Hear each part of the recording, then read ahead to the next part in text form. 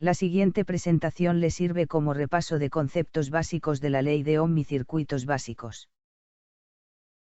En esta diapositiva se observa un circuito básico, donde la figura de la izquierda se ve un bombillo conectado a una batería de 3.5 voltios. En el costado derecho está la representación simbólica de este circuito.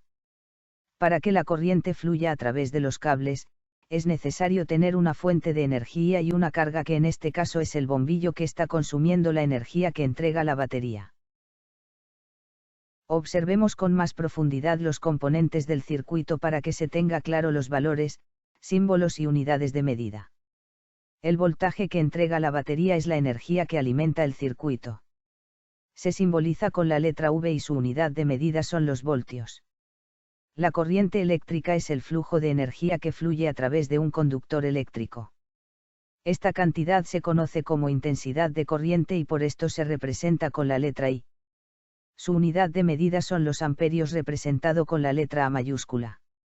La resistencia eléctrica es la carga que consume la energía que entrega la fuente de voltaje. Se representa con la letra R y su unidad de medida son los ohmios, representados con la letra griega omega. Para entender aún más el concepto de voltaje, intensidad de corriente y resistencia, visita el link inferior que se encuentra en la primera actividad, donde se observa de forma gráfica la analogía entre un circuito eléctrico y un circuito análogo. La ley de Ohm, llamada así por la persona que analizó la relación de estas tres variables, parte, que el voltaje es igual a multiplicar la corriente por la resistencia, relación resaltada en color amarillo. De esta relación se despeja la intensidad de corriente que es igual a dividir el voltaje entre la resistencia, relación resaltada en naranja, y la resistencia es igual al voltaje dividido entre la intensidad de corriente, relación resaltada en color verde. Esta ley es fundamental para el análisis de circuitos eléctricos, junto con otras leyes que trabajaremos más adelante. El circuito serie es un circuito divisor de voltaje, ya que el voltaje que entrega la fuente se divide proporcionalmente en las resistencias que componen el circuito. Lo que quiere decir que en este circuito con tres resistencias se dividiría en tres partes proporcionales, dependiendo de la magnitud de la resistencia. A mayor resistencia es mayor el valor del voltaje que cae en esta. La corriente en este circuito es la misma en todo el circuito, ya que si observa solo hay un único camino. Para calcular la resistencia total del circuito se realiza la suma directa de las resistencias como se observa en la fórmula resaltada en amarillo. Los siguientes datos a calcular son los voltajes que caen en cada resistencia, recordando que este es un circuito divisor de corriente, por lo tanto la corriente en todo el circuito es la misma. Para esto debemos calcular la corriente total, que como observamos en la diapositiva anterior, es igual a dividir el voltaje de entrada entre la resistencia total, relación resaltada en color rojo. Los voltajes parciales se calculan multiplicando la corriente por cada una de las resistencias, como lo podemos observar en la relación resaltada en color verde.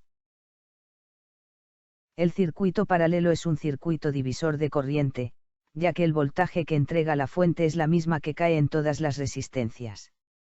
Si observamos la imagen, la corriente que ingresa se divide en las diferentes ramas del circuito, en este caso en tres corrientes que pasan por cada una de las resistencias, donde si la resistencia es menor aumenta la intensidad de corriente y si la resistencia es mayor, la intensidad de corriente disminuye. Para calcular la corriente total, es necesario calcular la resistencia total, sumando los inversos de las resistencias, suma de fracciones con numerador 1, expresión A resaltado en amarillo. Se despeja algebraicamente para encontrar el valor de la resistencia total, observado en la expresión B resaltada en amarillo. Como el voltaje es el mismo en todo el circuito, se calculan las corrientes parciales que pasan por cada una de las resistencias, como se observa en la expresión resaltada en color verde.